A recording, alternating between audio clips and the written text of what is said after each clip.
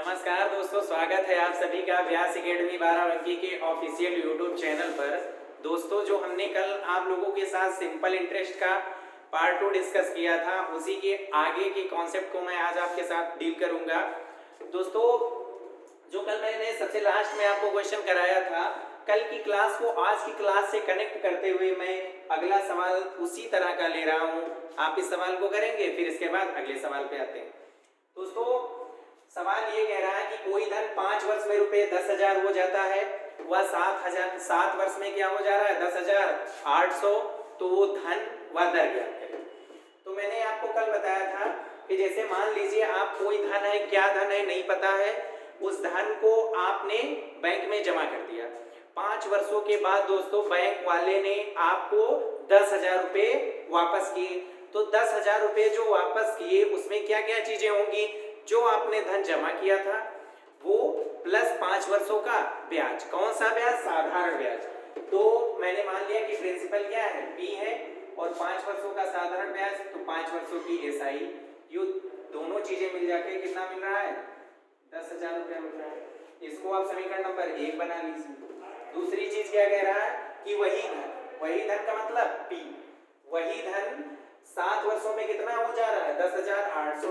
तो ये प्रिंसिपल और 7 वर्षों की क्या है एसआई, ये दोनों चीज मिलकर कितना हो जा रही है 10,800। ये समीकरण नंबर 2 है। इन दोनों समीकरणों को आप घटा लीजिए और प्रिंसिपल और एसआई की वैल्यू आ जाएगी। तो हमको प्रिंसिपल यहाँ से आसानी से मिल जाएगा। प्लस है माइनस लगा दीजिए, प्लस है माइनस लगा दे, प्लस है तो माइनस लगा दीजिए, पी से पी कैंसिल हो जाएगा। 7 वर्षों की एसआई से 5 वर्षों की एसआई घटेगी, तो 7 से 5 घटेगा कितना आएगा माइनस का 2 वर्षों की एसआई आ जाएगी। 10,800 से 10,000 घटेगा, माइनस का कितना आएगा 800। माइनस से माइनस आप कैंसिल कर दीजिए, 2 से 800 कैंसिल होगा, 400 आएगा। तो एसआई बराबर कितना हो जाएगा 400।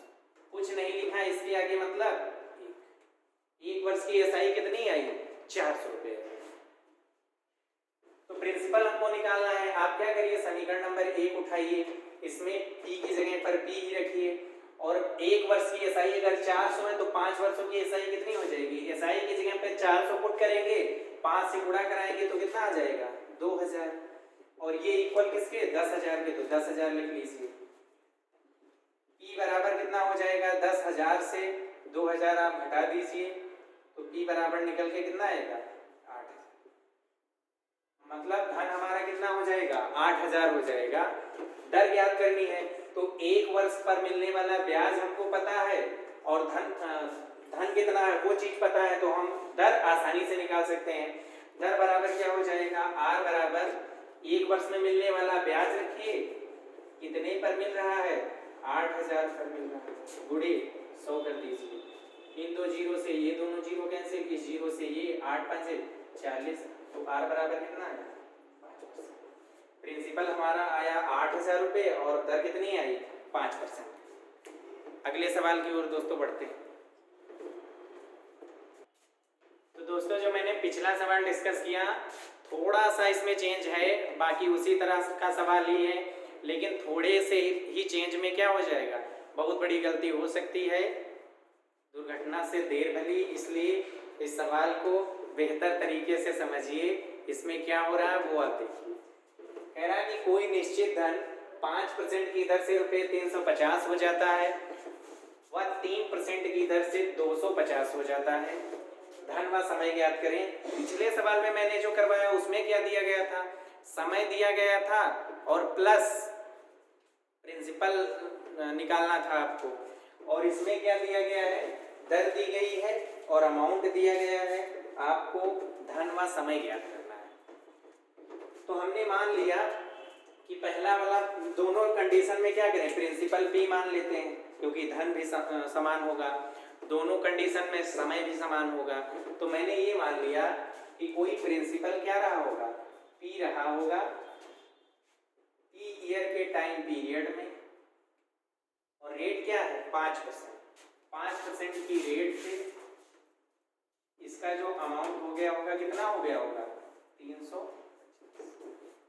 यही तो सवाल कह रहा कि कोई निश्चित धन, वो मैंने पी मान लिया, वो टी टाइम पीरियड में, क्योंकि समय हमको निकालना है, टी टाइम पीरियड में 5% की दर से क्या हो जा रहा है, 350 हो जा रहा है। दूसरी चीज क्या कह रहा है कि वही निश्चित धन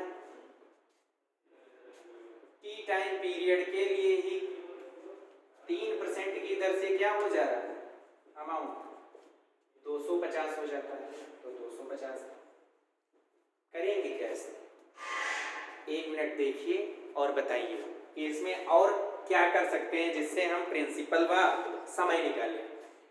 तो मैंने जो है देखा तो इसमें एक चीज मुझे डिफरेंस लग रही है कि इस चीज की डिफरेंस आ रही है कि पहले में भाई रेट 5% थी और दूसरे में रेट 3% है, और पहले में अमाउंट हमको 350 मिल रहा है और दूसरे में अमाउंट हमको 250 मिल रहा है, जबकि दोनों में प्रिंसिपल भी समान है, टाइम पीरियड भी समान है।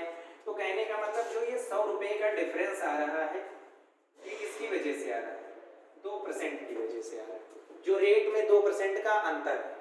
तो अगर 2% का डिफरेंस 100 है तो 1% का डिफरेंस बराबर क्या हो जाएगा, 50 हो जाएगा। क्लियर, कोई दिक्कत तो नहीं, बिल्कुल नहीं। अब अगर इस अमाउंट को हम देखें तो इस अमाउंट में क्या क्या चीजें हैं, तो इस अमाउंट में हमारा क्या क्या है, प्रिंसिपल है दोस्तों, और 5% के हिसाब से क्या है, जो एसआई मिली, साधारण ब्याज मिला। दो चीजें इसमें इंक्लूड है। अगर साधारण ब्याज का 1% बराबर 50 के है तो 5% कितना हो जाएगा, 5% बराबर कितना हो जाएगा, 250। क्लियर, अगर 5% एसआई 250 हो जाएगी, 350 से 250 एसआई निकाल देंगे तो प्रिंसिपल कितना बचेगा, 100 रुपये बचेगा। तो यहां से प्रिंसिपल डायरेक्ट मैंने निकाल लिया कितना, 100। अगर कोई शक हो तो आप यहां भी करके देख लीजिए, यहां से भी वही आएगा। वैसे भी शक का क्या है, कोई समाधान नहीं, शक करने पर रिश्ते भी खराब हो जाते हैं। इसलिए क्या करिए, रिश्तों को बेहतर ढंग से चलाने के लिए कुछ चीजों को इग्नोर करिए। यहाँ पर भी आप देख लीजिए 3% की एसआई, तो 3% की एसआई इंक्लूड है और प्रिंसिपल इंक्लूड है। तो 1% की एसआई बराबर 50 रुपए, तो 3% की एसआई कितनी हो जाएगी, 150 हो जाएगी। भाई 50 में 3 से गुणा करवा देंगे। तो अगर 250 रुपए अमाउंट में से 3% के हिसाब से एसआई 150 निकाल देंगे तो प्रिंसिपल दोस्तों कितना बचेगा, 100 रुपए बचेगा। यहाँ भी प्रिंसिपल 100 आया, वहां भी प्रिंसिपल 100 आया। कहने का मतलब धन मैंने अपना निकाल लिया, कितना, 100 रुपए। अब हमको क्या निकालना है, समय निकालना था। तो यहां से अगर एक चीज हम देखें कि 1 वर्ष का जो ब्याज मिल रहा है वो कितना मिल रहा है, 50 रुपए। 1 वर्ष का ब्याज 50 रुपए मिल रहा है। प्रिंसिपल हमारा कितना है, 100 है। रेट कितनी मान ले, 1। टाइम पीरियड कितना मान ले, निकालना है तो उसको क्या मानोगे, और बटे में 100। पीआरटी बटे 100 यहाँ पर लगाना थोड़ा सा मैंने उचित समझा। वैसे अगर आप पीआरटी बटे 100 से नहीं करना चाह रहे हैं तो जो मैंने पहली क्लास में एक कॉन्सेप्ट डिस्कस करवाया था उस कॉन्सेप्ट से भी आप टाइम पीरियड निकाल सकते हैं इजीली, कोई दिक्कत नहीं। 100 से 100 को कैंसिल कर दीजिए, टी बराबर कितना आ जाएगा, 50 साल। यही हमारा क्या हो जाएगा, आंसर। अगले सवाल की ओर आते हैं। तो दोस्तों ये अगले सवाल की तरफ हम बढ़ते हैं। इस सवाल को पहले एक बार देखिए, जितना सवाल बड़ा सवाल है सॉल्यूशन उतना ही छोटा हम बताएंगे। यूं करेंगे, यूं इस क्वेश्चन कैसे, देखिए कह रहा है कि 26,000 रुपये, 26,000 दो भागों में इस प्रकार निवेश किए गए हैं कि पहले भाग का 10% की दर से 5 वर्ष का व दूसरे भाग का 9% की दर से 6 वर्ष का साधारण ब्याज बराबर। दोनों भाग ज्ञात करें। दोनों क्या ज्ञात करना है, भाग ज्ञात करना है। तो कैसे करेंगे, देखिए क्या करिए आप, स्मूथली आप केवल 26,000 को उठाइए, ठीक। एक भाग को मान लीजिए क्या ए, और दूसरे भाग को क्या मान लीजिए, क्लियर। पहले वाले पार्ट पे ये कह रहा है कि पहले भाग का 10% 5 वर्ष का क्या होगा साधारण ब्याज, वो दूसरे वाले भाग के 9%, दूसरे वाले भाग के 9% की दर से 6 वर्ष के साधारण ब्याज के क्या होगा बराबर। क्लियर। आगे देखिए ए गुणे 10% का 5 से गुणा 50% बराबर बी गुणे 9 छके 54%, परसेंट से परसेंट कैंसिल हो जाएगा, ए के बट्टे में कौन आएगा बी ही आएगा। क्लियर। ऊपर क्या हो जाएगा 54 और नीचे 50, काटेंगे तो 2 से कटेगा 27/25 है। माना मैंने क्या था, पहला भाग ए माना था, दूसरा भाग बी माना था।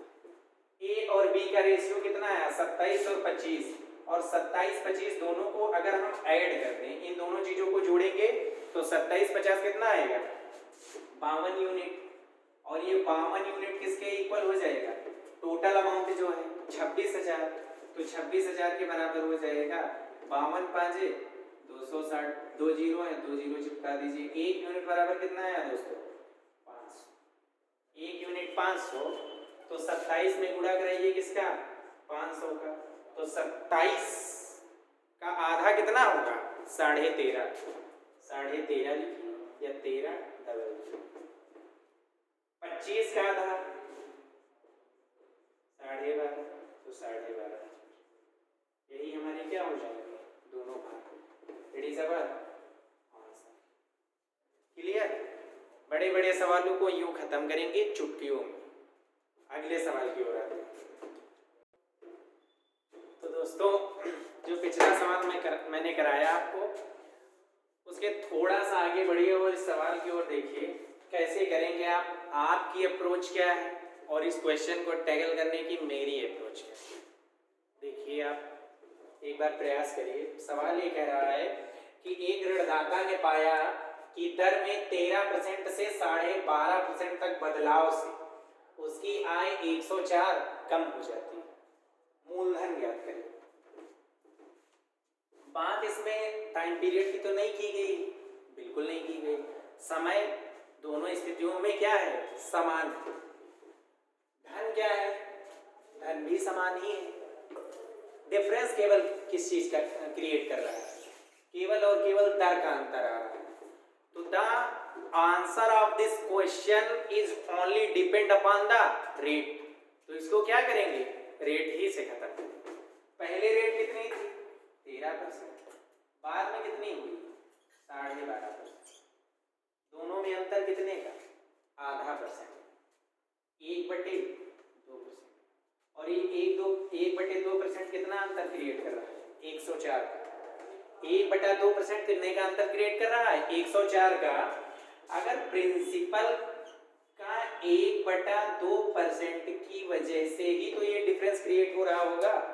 क्यों भाई, बिल्कुल प्रिंसिपल के ऊपर क्या हुआ होगा, पहले 13% के हिसाब से जब रेट दी जा रही होगी तब कुछ और ब्याज मिल रहा होगा। जब रेट प्रिंसिपल के ऊपर 13% से हटाकर 12.5% कर दी गई होगी तो जितना पहले ब्याज मिल रहा होगा उससे 104 रुपए कम ब्याज मिल रहा होगा। बस यही चीज तो आपको जाननी थी। प्रिंसिपल का क्या करिए, आधा % जो होगा वो किसके बराबर हो जाएगा 104%। हटाएंगे तो बटे में क्या करेंगे। क्लियर। अब यहां से क्या हो जाएगा, प्रिंसिपल बराबर इस 2 का गुणा 100 से ही होगा, तो 104 गुणे 2 गुणे 100 हो जाएगा। सबका करवा लीजिए गुणा, तो 104 दूनी 200 8 हो जाएगा। 2 जीरो है 2 जीरो लगा दीजिए, और यही आपके सवाल का क्या हो जाएगा प्यारा प्यारा आंसर। तो मेरे प्यारे प्यारे दोस्तों, भाइयों और बहनों, सवाल को इस तरह से देखिए, समझिए कि कैसे आप चीजों को केवल देखकर, फार्मूला नहीं देखना है, बिल्कुल नहीं देखना है, केवल क्या करना है जो उसमें डाटा दिया गया है उस डाटा के अकॉर्डिंग ही उठा के मैंने कर दिया। 13 से 12.5 आधा % बराबर 104, प्रिंसिपल का आधा % 104, तो P बराबर इतना। क्लियर। अगले सवाल की ओर आते हैं। दोस्तों ये सवाल आप लोग देखिए एक बार कि कैसे करूं इंतजार तेरे लौट आने का, अभी तो दिल को यकीन ही नहीं हुआ तेरे चले जाने का। समझे? समझ में आया? शायरी को समझिएगा। सवाल की तरफ आइए। सवाल कह रहा है कि एक आदमी ने रुपये 30,000 उधार लिए। एक भाग 12% की दर पर दे दिया, दूसरा भाग 10% की दर पर दे दिया। 2 वर्षों के बाद जब आदमी बैंक को गया तो बैंक के मैनेजर साहब ने कहा कि भैया 30,000 लेके गए थे, 36,480 वापस कर दो, आपका और हमारा हिसाब क्या हो जाएगा? चुकता हो जाएगा। तो उन्होंने क्या किया कि पूर्ण सवाल आपसे ये रहा है कि जब 36,480 वापस दिए तो जो 12% की दर पर उधार लिया गया धन था वो आप बताइए। तो जो अमाउंट है वो टोटल कितना है जो कर्ज लिया गया? 30,000। एक फर्स्ट पार्ट है और दूसरा एक भाग 12% की दर पर व दूसरा भाग 10% की दर पर। मैंने ये मान लिया पहला भाग 10% की दर पर लिया गया, दूसरा भाग 12% की दर पर उधार लिया गया। रुपए लाए थे 30,000, वापस किए 2 वर्षों के बाद 36,480। तो ब्याज उन्होंने कितना दिया? 36,480 से कितना घटाइए? 30,000 घटा दीजिए तो कितना आएगा? 0,8,4, मतलब 6480 रुपये 2 वर्षों में ब्याज दिया। तो 1 वर्ष में ब्याज कितना? ये 2 वर्ष का क्या है? ब्याज है। तो 1 वर्ष का ब्याज कितना हो जाएगा? आधा कर दीजिए, 3240 1 वर्ष में ब्याज देगा। हमको ये बताइए आप कि अगर ये क्या करता कि 30,000 रुपये लेकर के बैंक से आता और बैंक वाले क्या करते? पूरे रुपए पर 10% के हिसाब से ही ब्याज लगाते, तो 30,000 रुपये का 10% के हिसाब से 1 वर्ष का भाई ब्याज कितना बनता? 300 का 10 से गुणा। कहने का मतलब ये हुआ कि अगर 30,000 रुपये लाता और दोनों जो पहला धन है और दूसरा धन, दोनों धन पर बैंक क्या करता? 10% के हिसाब से इंटरेस्ट लेता, तो उस आदमी को 3,000 ये और 30,000 ये और 3,000 और दूसरे वर्ष से कुल मिला के क्या करना होता? 2 वर्षों के परिपेक्ष में 36,000 रुपये देने पड़ते। लेकिन 3,000 रुपये जब 1 वर्ष का ब्याज पड़ा और हमने यहाँ पर क्या देखा कि 1 वर्ष का ब्याज 3240, तो इन दोनों ब्याजों में डिफरेंस कितने का आ रहा? 240 का डिफरेंस। 3240 से 3,000 घटाइएगा, 240 का डिफरेंस आ रहा है। किसकी वजह से आ रहा है? अगर 10% ही लेता, क्या लेता? 10% ही इंटरेस्ट लेता तो 3,000 ही ब्याज देना पड़ता। इस 2% की वजह से 240 रुपये क्या करना पड़ रहा है? ज्यादा देना पड़ रहा है। तो जो दूसरे पार्ट का जो सेकंड वाला पार्ट है, इस पार्ट का जो 2% है वो किसके बराबर हो जाएगा? 240 के बराबर हो जाएगा। परसेंट हटाएंगे तो बटे में क्या लगाएंगे? 100 लगाएंगे। 2 एकम 2, 2 दूनी 4, 0। तो सेकंड वाला पार्ट क्या हो जाएगा? 120 और 2 0 ही। तो दूसरा वाला पार्ट क्या निकल के आएगा? 12,000। और दूसरा वाला पार्ट ही तो पूछ रहा है। 12% की दर पर लिया गया, पैसा ज्ञात करें, तो सेकंड वाला पार्ट कितना निकल के आएगा भाई? 12,000। एक बार मैं पुनः फिर से एक्सप्लेन कर दे रहा हूं, अगर आपको कम समझ में आया हो तो। प्रश्न ये कह रहा था कि एक आदमी ने रुपये 30,000 उधार लिए, एक भाग 12% की दर पर व दूसरा भाग 10% की दर पर। अगर दूसरे वर्ष लोन चुकता करने के लिए उसने 36,480 दिए तो 12% की दर पर उधार लिया गया धन ज्ञात करें।